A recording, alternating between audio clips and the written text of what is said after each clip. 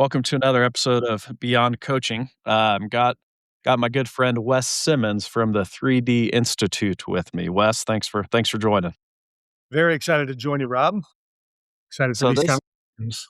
yeah, so we got a series of conversations coming up with you and others about 3D coaching, the 3D Institute. But before we dive deep into there, I think your background's fascinating and how you got into this work. So I want to start there, but tell me. Well, let's start with who were you at age 25? Tell me about Wes Simmons at 25 as he's trying to figure out what he wants to do with his life. Well, I think not to stretch it out any longer, but it's hard for me to think about being 25 without first thinking about being 15 because just last weekend I had the high honor of speaking at my high school football coach's funeral. Mm. He was 91 years old, battled Parkinson's for 25 years, but prior to that struggle in the fourth quarter, this was a man who was a legacy coach, a legendary coach, Vin Bonuchi. He's in 7 different Hall of Fames. So the success that he was able to have, not just in football, but also in wrestling and baseball, kind of everything he touched, kind of had that Midas touch, but to be somebody that was formed in that program and now do the work that I do now, and then have the opportunity to reflect back and really talk about the impact that man made, not only in my life, but so many, it's hard not to start right there because Mhm. I was very fortunate to have a 3D coach in high school that was as good as they get. That had to have been fairly abnormal at the time, right? That approach? Tell me how you experienced that and how you saw other coaches doing things. It's kind of all I knew, really. I moved to Yeah. Excelsior Springs, Missouri, uh, going into 7th grade, and I had not played football before that. So, really, my first organized football was in 8th grade at Excelsior Springs and had good coaches there. But then within 1 year, I'm into Coach Benuki's program, and I would submit that even the middle school program had tremendous influence. Uh, and that was just kind of who Coach Benuki was. I mean, he was this guy that, uh, man, he would hold you to a high standard, and he was anything but a soft coach. I mean, he could lay into you and chew you out, but he would never say a cuss word. He would always have his arm around you on the way off the practice field, but the way that he would draw stuff out of you, but you knew it was because he loved you, Mhm. and we all knew that. The whole community knew that, and that was just my experience. Had the opportunity to go play Division II football. Next thing you know, I'm handed off to another legendary 3D coach, Mhm. Mel Tjeerdsma. And Coach T, you know, I'm now a little bit older and more mature, and especially once I decided at the age of probably 20 to go to pursue coaching, I started really paying attention to things I wouldn't necessarily as an athlete, but I changed my perspective, Mhm. looking at the coach approach to all things film and even how meetings were conducted. I started just to really see the magic and the intentionality behind it. But it wasn't really until I stayed on and did my grad assistantship that I saw that firsthand. Uh, and I learned this later about Coach Benuki too. It wasn't just that they were lucky or they were blessed or they had the Midas touch. No, they were intentional and they worked really hard and they had a process that created that kind of environment. Now, at the age of 25, I'm in my 3rd year of coaching. Uh, it's now time to leave the nest and go out and get that first real coaching job in the college market. That was my So were vision. so were you a graduate assistant for a few years at Northwest? Yes, Got I played. Graduated high school in 1996. My playing career at Northwest was 96 to 2000, and now it's 2003, and I'm ready to get out of the nest and go look for that first job. And I began to realize for the first time what you alluded to earlier. Mhm. My experience was not the norm. Yeah. My experience and the environments that I've been a part of, sadly, I was not able to readily find available with great opportunities to pursue that. And I just kind of got bit by an entrepreneurial bug to start building out a professional development platform uh, so that we could train the next generation of coaches so that kids have an experience like I was able to have. I Mhm. say it like this, every kid deserves at least one 3D coach in their life. I was fortunate Yep. to have 2, so I feel a little bit responsible to help replicate that, and so that's what we're trying to do through the 3D Institute. Tell me, so one of the ways I've been connected to 3D for years now, and I think of my coaching journey where I became a college coach at age 26, um, and figured out very quickly I don't even know what I don't know, and then had a terrible time finding training resources. So, what do you think it is about the coaching world that, I mean, 3D absolutely fills this gap, uh, but we don't train coaches very well and don't have a great system across the country to do that. It's more a lot of places, hey, you like sports, here's your whistle, go. What do you think's kept us from more systemically really building up coaches and training them? Well, part of it's just that we're America, and no one's gonna tell us what to do in my state or my country, in my country. So there's not in a lot of countries, they'll have like a minister of sport, Hmm. or, they'll have more organization at the grassroots level because it's more intentional at the power performance level to create that feeder system. And we don't have that. So the youth sports world is kind of the Wild West. Yeah. Um, and now we're into a generation or two removed from the Coach Panucci's, and it's the art of coaching that's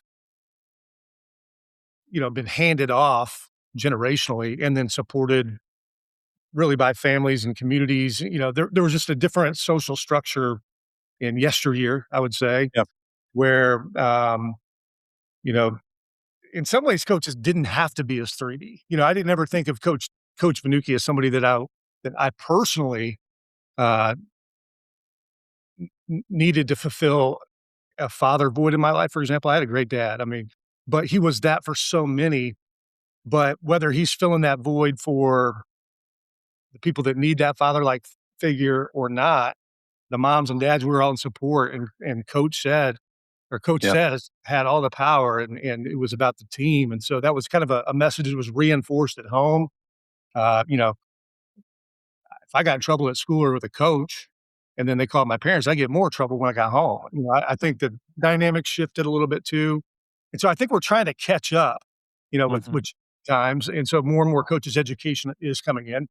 In hindsight, it's like it's so obvious that this was a need all along. It should have been self evident, but for whatever reason, uh, coaching education was not put on the same plane as other forms of professional development, even though I would submit it's as or even more important in today's world than ever. Yeah, absolutely. Um, One comment, then one more question. I'm gonna go off script a little bit on you. I know one of my challenges right when I got into coaching, and I was similar to you where I wanted to coach, so I'm watching with a critical eye. But one of my most influential coaches is a guy named Mike Gear, and he was the dad of one of my best buddies, was our little league coach, and then was our high school football, baseball coach. Legendary guy, just got inducted into Hall of Fame. But my first year out, I tried to be Mike, and he's about as extroverted as they come, and that's just not me. And finding my voice was a challenge. Um, did you experience that at all of trying to be these guys that had an impact your life and it wasn't authentically you, or did that fit? Just kind of give me your thoughts on that. I was never in that head coach role, first of all. Uh-huh. So, I was always limited in my ability to actually, you know, uh, try to lead a program because I was always an assistant. Now, I in 2003, I left coaching to pursue what's now the 3D Institute, Yeah. but I've remained coaching along the way. So I've Uh-huh. served high school level, in the middle school. I'm probably going to be coaching at the high school level again this year. But a lot of my coaching now is kind of on the backside of the work we've been doing with 3D for years, or it's grown with it. So I'm cursed with so much knowledge with 3D that first of all, I'm merciful. I mean, like I look back on my coaches and I know they didn't do everything right, just like I didn't do everything right. And it's not Mhm. about perfection. But now with the knowledge I have now, I can kind of eat the meat, spit out the bones, and say, okay, coach didn't do that perfectly, but man, they did this so well, and this is why it worked. So I intentionally try to bring that into my coaching. Yeah. Uh, but I'm with you. I think that it's absolutely essential that you be you. Yeah. And I think that's something I think it's why we've gravitated towards because we use 3D at Friends University. It gives you a framework, but allows you to be authentically you. And I think that matters a lot. But all right, take me back. So you said 2003 or four, you say, okay, we need to do this coaching training thing. And how do we do this well? Uh, I want to say you told me once it was started with coaching circles. Is that accurate? Or tell me kind of about that process of moving into 3D. Close. Close. I was uh, dating a woman for years that I knew that I would marry. She was in St. Joseph, Missouri. Now, I was a Bearcat. This is Griffin land. So, every sports rival everyone out there that has a sports rival, you can relate to this, but I was like, oh, I'll Yep. never live in St. Joseph. You know, a rival. That's how us Kansas people feel about the state of Missouri, I think. Sure. Yeah. And to take the Chiefs from us and, that may get reversed. But, Different news to me. Sometimes she has a irrational hatred for the University of Missouri. yes, yes. Being a longtime Jayhawk. A little bit with the conference breakup, but I very much grew up with that. Yeah. Uh, but at that time, I was also experiencing kind of a spiritual awakening in my life, and I was feeling called into uh, really to create something that I felt like the world needed, Mhm. which is exactly what we're talking about: an online professional development platform for coaches. And you were close. It wasn't coaching circles, but it was called the Coaches Circle. Okay. It's a web-based platform, and I really didn't have the 3D framework. I had the experience of playing for 3D coaches, though I didn't have the language. And so I knew that there was more to it than just X's and O's or skills and drills training, as important as that was. Uh, but I knew there was again, I wouldn't have called it necessarily the mindset at that time, but I knew that it was the way we think about, and probably the best term I had at the time was sports psychology, but I knew there was a psychological aspect to coaching, but I knew there was something more than that too. And the spirit, the heart, that deeper part of us, I knew that that was part of it too. But I didn't have the framework to really build that out. So I started not really knowing where I was going, but we started building.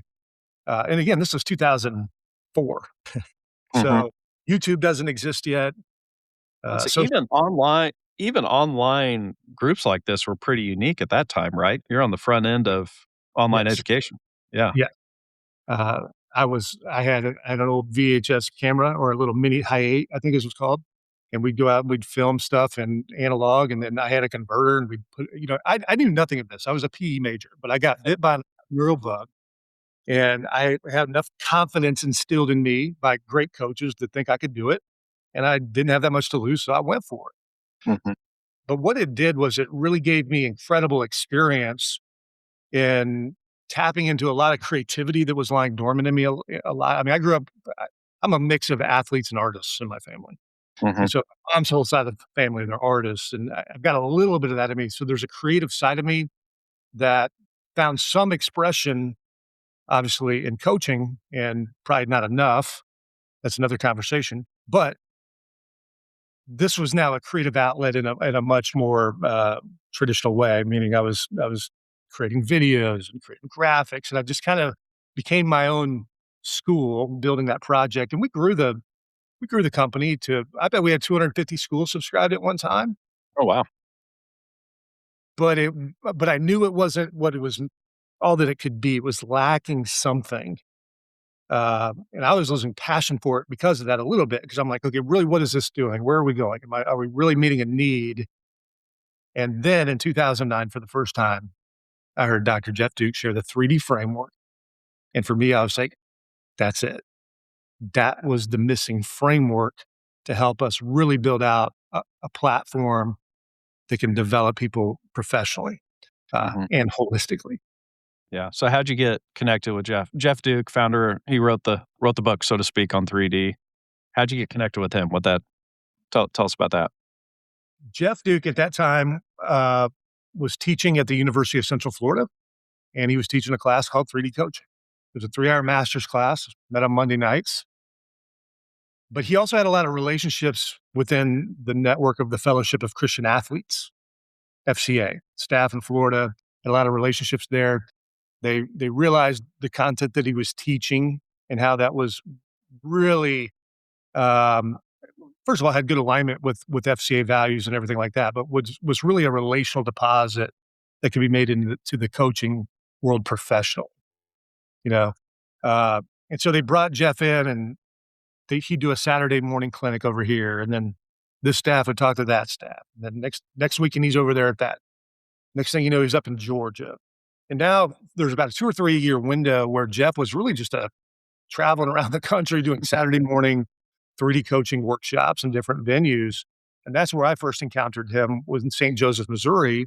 He was here. He did a workshop called Motivating or 3D Coaching, Motivating the 21st Century Athlete. And there's about 150 coaches there. He shared the content. And right after he was done, about half of them kind of swarmed him Yeah. afterwards and go, "We need more of that. How do we get more of that?" And his answer was, "Well, you move to Orlando and you join my night class. We meet 6 to 9 on Monday nights in the fall semester." And I'm sitting there listening on, we need to talk. And Mhm. so Jeff and I built a relationship, and I kind of became the cheap labor force for what later became the 3D Institute because I'd already cut my teeth on it. I'd figured out how to do a lot of the stuff that really prevents people from starting an enterprise. A lot of times the startup capital that it takes. I mean, I just bootstrapped it and taught myself. So I was able to bring that to the team. Jeff obviously had the 3D framework.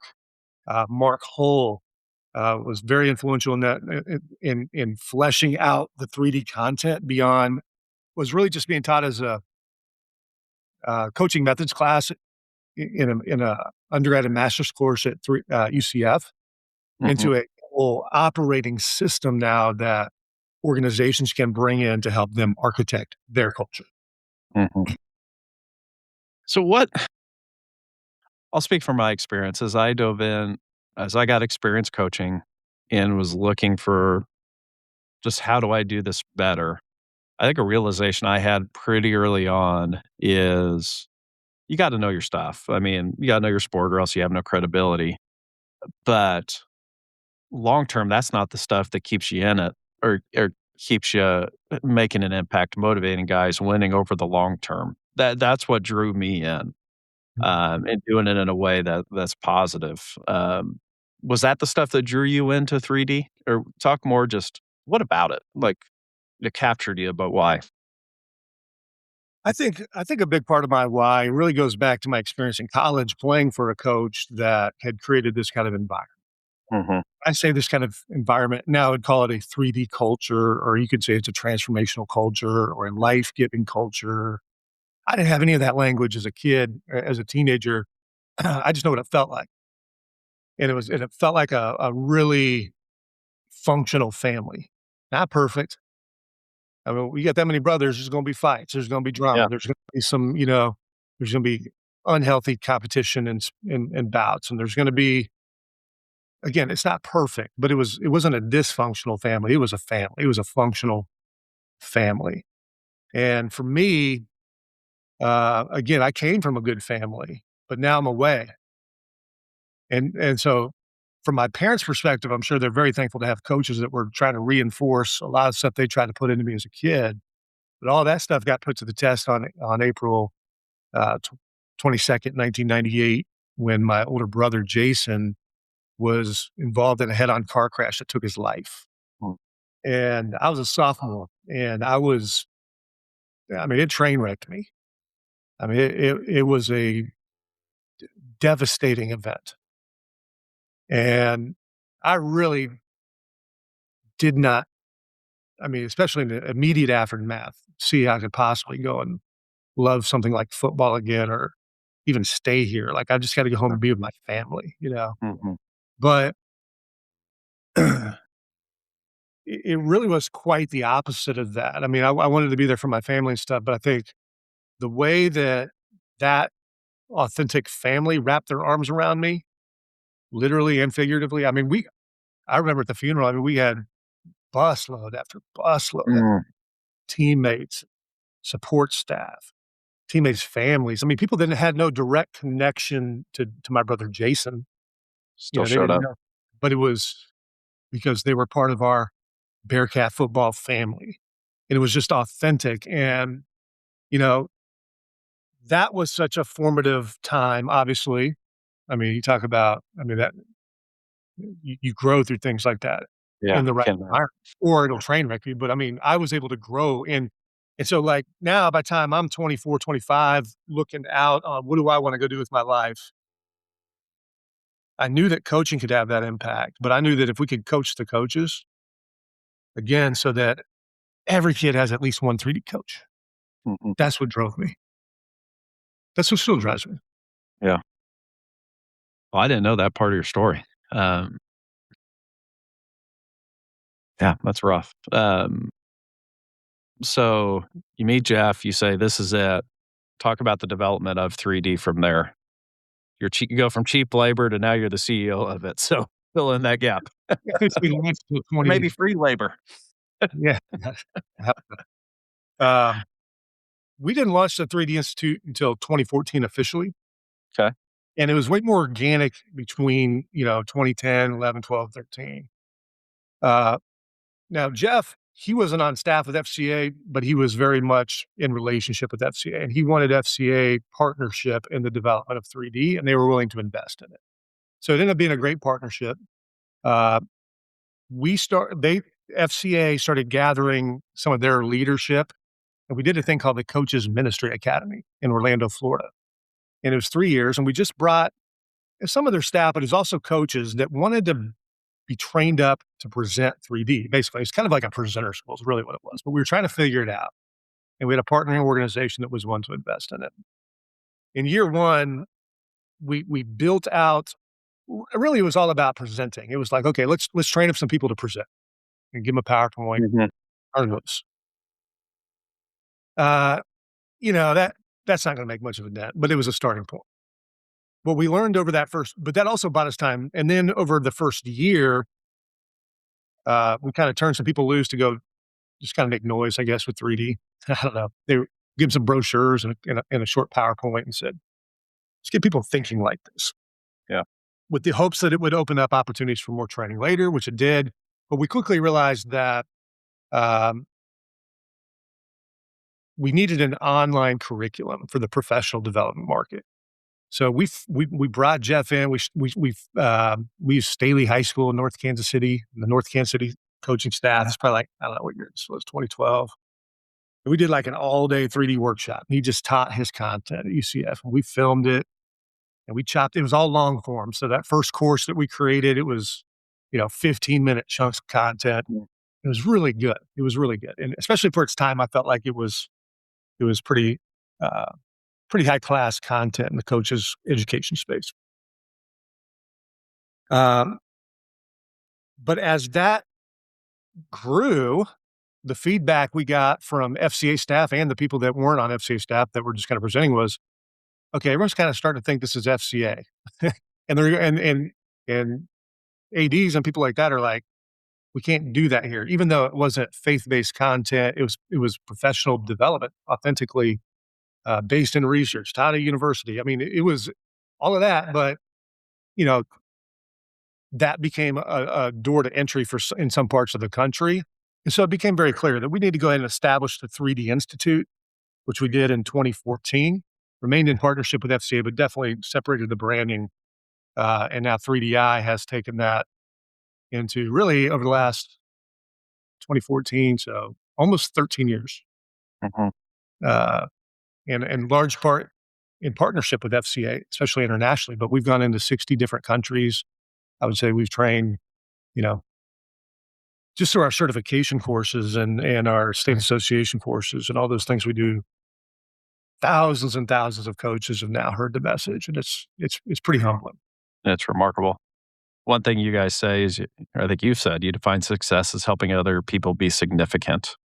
Um, that can be a hard thing to measure. Tell us about how you guys help people be significant. But I think the flip side I look at, I worry about in my own life is how do you identify when you're not being significant? Dive into that thought process a little bit. Yeah, to me, when you use the language of significance versus success, uh, the lens I immediately put on is or I question what lenses am I viewing my dream of success through. Mhm. Viewing my dream of success through the lens of self-interest, really, I want to get mine. I want to get to my positions. I want to take care of me and myself and I and all that. And that's only a conversation we can have with ourselves and authenticity. Or am I seeing the dream through the eyes of others? To me, that's the difference between success and significance. Now, I just painted success in a bad light. I think success is only bad if that's where it stops. Yes. I think that's where success is amoral. I mean, that could be a blessing or a curse, depending on what it does to you, uh, or what you allow it to do. But for me, this thought process goes back really, it's funny you say that. When I first got a vision for the 3D Institute, it was in the environment of an organization I was a part of called the Joseph Company. Mhm. Joseph Company was a network of business leaders who were pursuing significance in their entrepreneurial efforts. But the definition that I'm describing actually comes from that time. And it was all based on really the story of Joseph of the Old Testament, who was the original dreamer. I mean, when they were list recorded, I don't know. I guess there's probably some, you know, Greek We'll go poem with it. like that, but that are Yep, older. we'll But go with yeah, yeah. Joseph was a dreamer. He had a dream of greatness. Everyone's bowing down to him. Well, his brothers didn't like hearing about that dream. They it. didn't like the idea of bowing down to little Joey. So what they do, they threw him in a pit, and they felt bad about it, so they got him out, and then they sold him into slavery. And then he ends up in the house of Pharaoh in Egypt, in a strange land. And, he kind of prospers wherever he's at, but it's certainly not a dream. The dream of greatness isn't come true, that's for sure. But, he's got 3 hots and a cot. He's doing all right. And then he's thrown into prison. But then all of a sudden, he goes from the prison to the palace.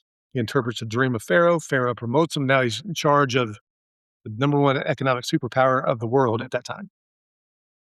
And everyone's bowing down to him. Dream come true, right? Yeah, the dream was his brothers bowing down a little more specifically. The sheaves, the stars and the moon, if you go back and read the story, but they're referring to his family, his brothers. Mhm. That was the dream. Well, that happens years later. When there's a famine in the land, they come begging for bread, not knowing it's Joseph. They're bowing down, saying, "Have mercy on us and provide us because you are prosperous and we are poor." And he realized in that moment that his dream of greatness was not really about him at all. It was about using the platform of my success as, you know, or maybe you should say, yeah, using my ceiling for success as somebody else's floor. I'm going to pull them up. I'm going to lift as I climb. My significance is their success. And so we call that the life cycle of the dream. And, anybody listening, hopefully you have a dream of greatness. You need to be chasing a dream. I believe that. I tell my kids that all the time because it's who you become in the process of the chase that matters, not whether you actually reach the dream or not. But you got to be running down a dream. Tom Petty says so too. And I agree. So running down a dream, but there's going to be a life cycle to that. Mhm. At first, the dream is in the first phase of survival because the only way you can see it is with eyes closed. It's like an acorn that's buried in the ground. It's packed full of potential, but until it grows and breaks, it's in survival. You don't know if it's really alive. It doesn't make it not real. You just can't see it yet. Mhm. Uh, then the acorn breaks the dirt and turns into a little seedling or a sapling. Stability. It can grow out of survival. And so your dream is in stability when there's some evidence of growth. I mean, you gotta wear rose-colored glasses required, maybe. It's not the dream of greatness, but Mhm. we're no longer just an acorn either. For Joseph, he's in the prison. He's a slave, but he had favor. God had given him favor. So he'd risen to a place of stability even in those environments. Again, not the dream though. Success. Now I'm king or number two to the king. Now everyone's literally bowing down. Or the bank account's rolling now. I got 2 houses. I got 4 cars. I got a boat. I got a pension. I got to retire. Success. Nothing wrong with success. Good things happen with success. Now that acorn's like a strong young oak tree. It can withstand some storms. But the true life cycle of the dream is not just survival, stability, success. It's significance. It's when the strong young oak becomes a grand oak, shoots out these large branches, and now it does what? Protects, reproduces. It creates some shade from the heat, shelter from the storm for others. Or in Joseph's life, is when he was able to now see the dream through the eyes of others. So to me, to coach or lead or live a life of significance is to run down a dream, but do it not just for selfish gain, but through the eyes of others. Mhm. That's what I think about. My follow-up, stealing another one of your lines, you can't be a tour guide. What is it? You can't be a tour guide to a place you've never been. That's not my line. That's Mark Hull's line. But yeah, Mark line. Mark, my apologies if you're listening. So, balance that out for me. As you're helping people, and I think that's my follow-up question is you guys are getting even beyond sport now in your work, but talk about you can't be a tour guide to wherever you haven't been. How do you help people get there well, that I think haven't? I said this earlier, and I think it's another good opportunity to bring it up. That's first and foremost. That's probably a first dimension statement, Mhm, right? That's what, like you said, you got to know your stuff. You've got to know your craft. You got to know the X's and O's of what you're doing. Otherwise, you're not going to have the credibility to really make a deeper impact on minds and hearts. The first dimension matters, and that's what I like about our framework. Is that it well, doesn't skirt that issue. It's just it is what it is. yeah, There is a process of excellence. But if you can first, and the good news is in the first dimension, there's a lot of resources to help us grow. So any coaches or leaders that aren't where you want to be yet, good news, lots of resources to help you with that. mhm, Uh, it's the second and third dimension stuff though that creates the opportunity to make that statement hit on a whole nother level. I mhm, believe because here's why it's important. Uh, Dr. Mark Bauer is the athletic director at the University of Nebraska Kearney. He did his dissertation studying the impact of 3D. And he's measured the impact of 3D on the non-cognitive skills of coaches, adult coaches in the workforce. So not kids, but the coaches. And it was awesome. He was able to showcase that 12 of the 13 areas measured grit, resiliency, all these second and third dimension attributes were positively moved in the right direction. We moved the needle. 8 of them were statistically significant. That was awesome. But the other half of his study is really the point I'm making here. Uh, the other part of his study was looking at the likelihood of values transfer to happen between coach athlete in an athletic environment. And what he found in his research just showed empirically what we all kind of know. yeah, And that is that values transfer will happen. It will happen. mhm, You can't stop it from happening. It's going to happen. The question is, are we being intentional with what values that we are imparting to the next generation? Because they're absorbing it. yep, Good, bad, or ugly, they're absorbing it. And so that statement, you can't be a tour guide to a land you haven't traveled. That means, hey, let's, again, not be perfect in all these things. We don't have to be experts, but can we be at least general practitioners? Can we uh, learn some things and maybe unlearn some things that will help us at least quit doing damage to kids yeah, unintentionally, mhm. unintentionally, jokingly, but I mean, it's Unintentionally, but it's very real. I but it mean, because yeah, it comes out in a pressurized moment sometimes isn't what you meant to say or yep, it's not what you wish you would have said. Yeah. It's like, man, we want to uh, r- raise the bar of excellence in the coaching world, not because it's bad or broken, but because the opportunity is so great, Mhm, and I think the responsibility is so great that we want to be intentional about helping the next generation impart the right values transfer to the coming generation mhm. because it's going to happen. Yeah, it's happening one way or the other. Now, very briefly, and we'll get into this more in the future, but we're talking 3D terminology, first dimension, second dimension, third dimension. And I can tell you I'm going into year 11 as an college athletic administrator. And the big issues I deal with are when second and third dimension issues are not handled well and intentionally. So just whet everybody's appetite. First dimension is coaching the sport. Give everybody what everybody's appetite of what the second and third dimension is. The second dimension is the mind or the mindset. So I think of it like this. It's the you could use the language of social, emotional, relational component of the sport. If you don't like that, you can think about how do we speak to ourselves and to each other? How do I make myself feel and how do I make others feel? So it's the team dynamic. Mhm. So the issues are things like motivation. So a lot of times this is something you may try to use as a coach, but it's also a dialogue we're having internally about what drives me, right? Yeah. So motivation is about the inclination to pursue and persist toward a desired outcome. That's the definition. So what is it that will make me pursue? I want it and persist. I'm willing to stay after it, right? So most coaches understand that that's important, but they don't really know what all their options are. So they resort to fear. There's other options that are Yes. actually, so we got to train to that. Confidence.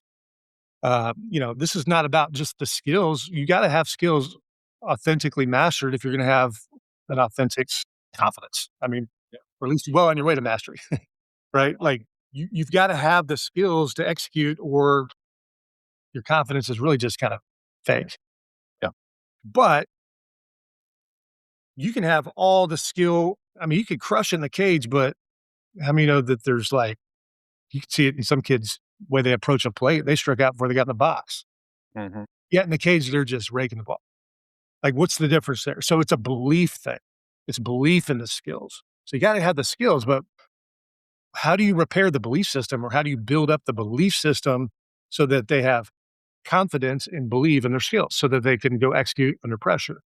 Um, Emotions, man, that can really train wreck a culture quick and break relationships. So emotions makes a terrible master, but it's a great servant. Like when we know how to master our emotions instead of letting them master us, now we can create an environment of psychological safety, which is preeminent for growth. Yep. Uh, uh, Confidence, emotions, team cohesion. What do you do to get a group to gel? There's 4 things that we teach, 4 principles.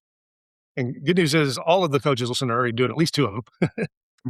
Questions are we being intentional on the relational side, group relational, individual relational, and what's our strategies? And probably people are doing a lot of these things, but understanding why they work and how to be even better at them and be more intentional. That's the magic. And then goals. Goal setting is a second dimension issue. Uh, we we very much advocate for a process based approach to goals. Take it even a step further. It's a character based process to chasing goals. And now we're into the third dimension, character, right? So the character, the third dimension, identity. Wow, when we don't help people understand who they are and whose they are, then by default in a competitive environment, my experiences and research shows that they're going to hitch their wagon to a performance-based identity. Yep.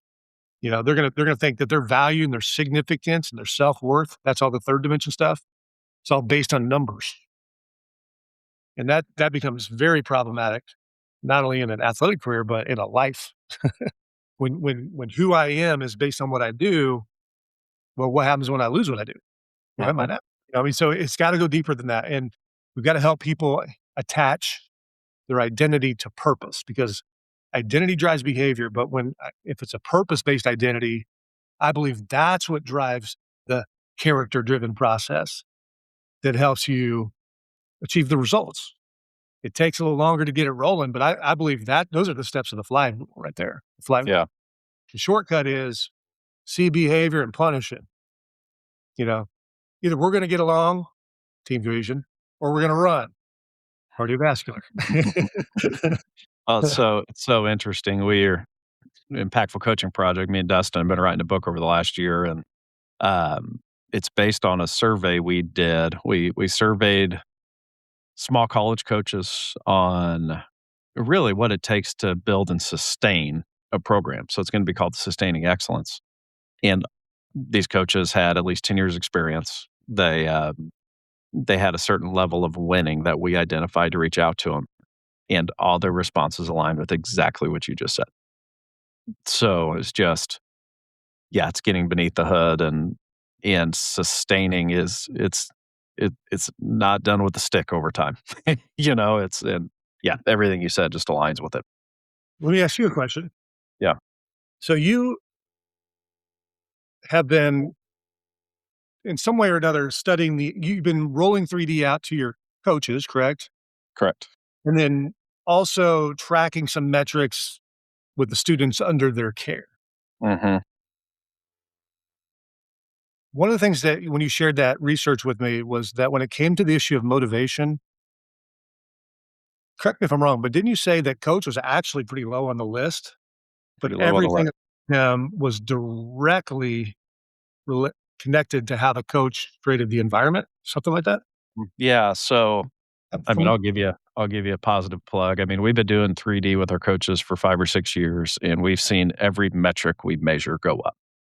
But we started 3 years ago asking kids, and this was just out of like, how do we work with our kids better? But we asked them, we've done it for 3 years. First year was open-ended, what motivates you to participate in your sport? And then the next 2 years, we asked them to rank. We took the top 10 answers we got qualitatively that first year and put them in a list and said, rank order them. And every year it's fluctuated a little bit, but the top answers have remained the same of relationships, love of sport, winning is very low, minus a different tangent we can go on sometime.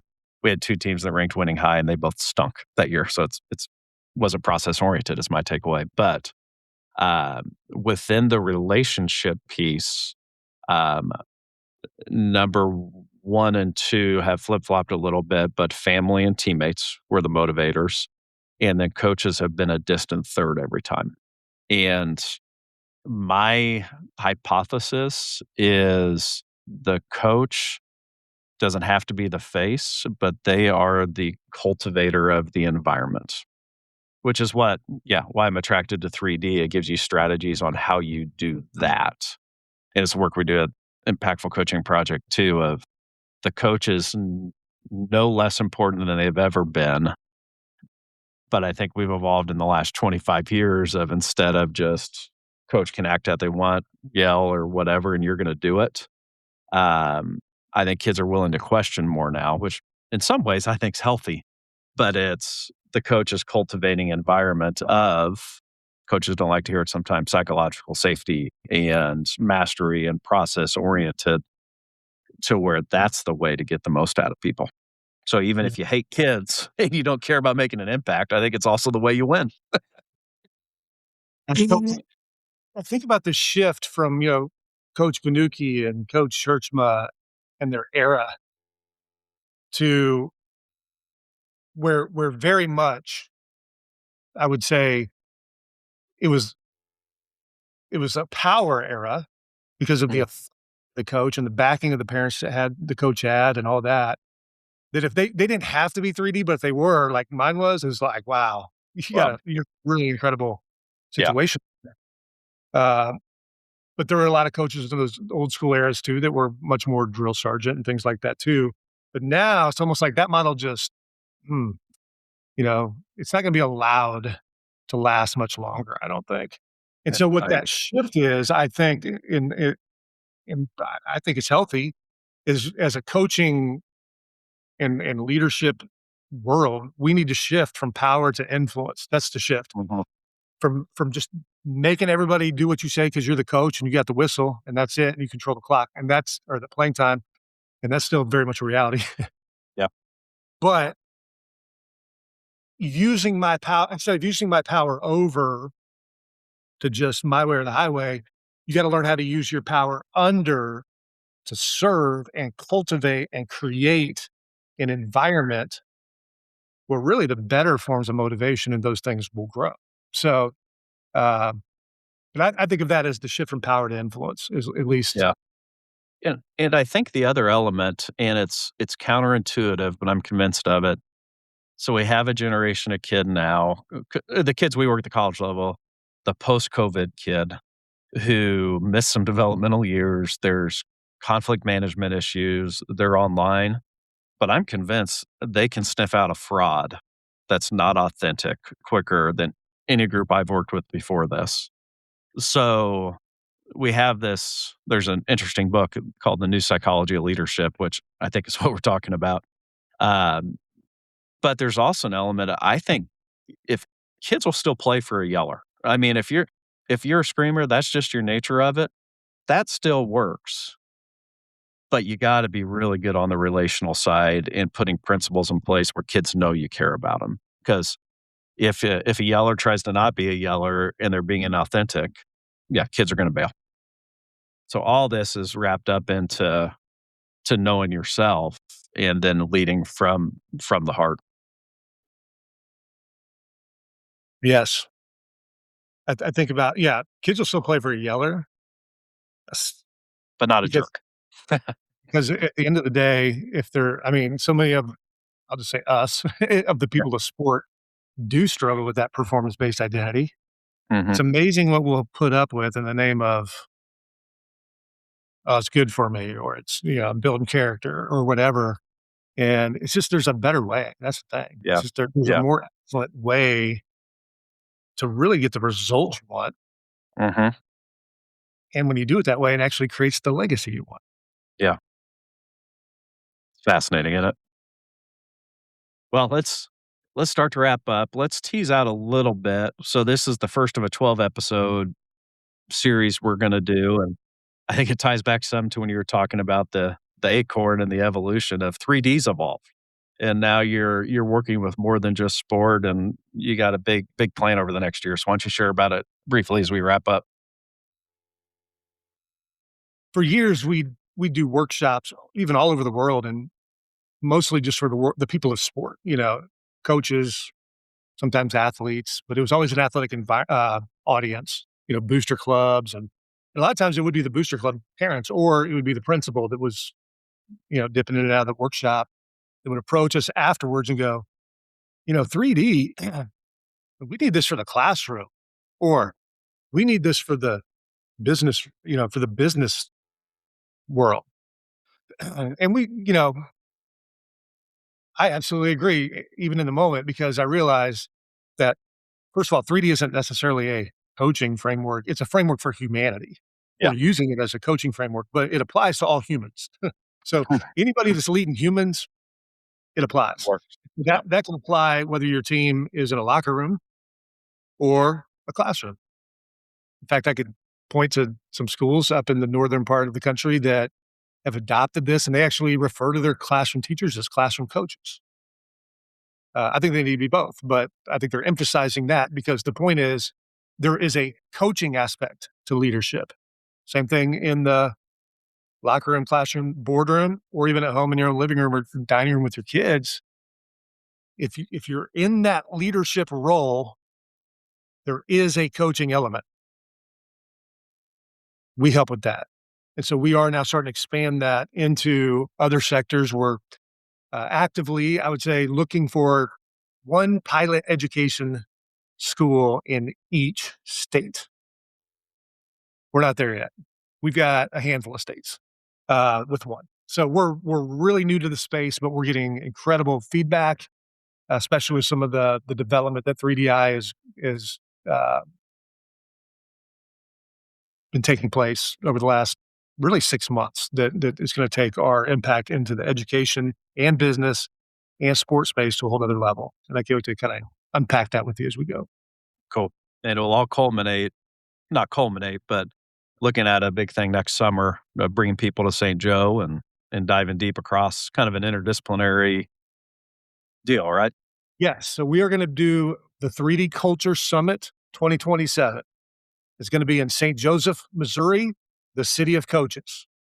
The reason we're the city of coaches is twofold. Number one, we're literally the city of coaches historically. I mean, we can make the case that more stage coaches in the westward expansion came through our downtown area. Uh, some people believe than any other point in recorded history, the largest flow of human migration. 7 national trails either connected or originated out of St. Joseph. So there's a great history of the stagecoach. We're going to use that to theme the conference because a coach is a covered carriage that takes a person of importance from where they are to where they want or need to go. And so St. Joseph was a destination city, not as a landing point, as a launching point.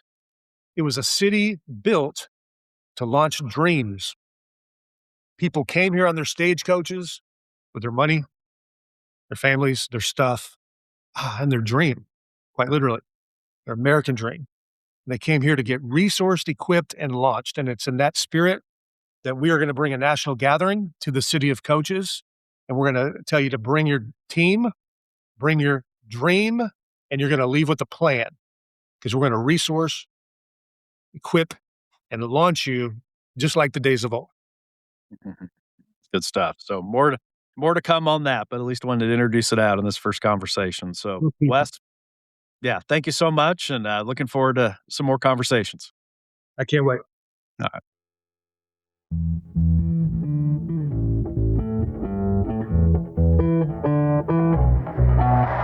If this podcast is helpful to you, we go deeper in our weekly Substack newsletter. Subscribe at impactfulcoachingproject.substack.com. Every Monday, we share practical leadership frameworks, insights, and research for coaches, athletic directors, and leaders who want to build sustainable excellence. Link is in the episode description. It's free.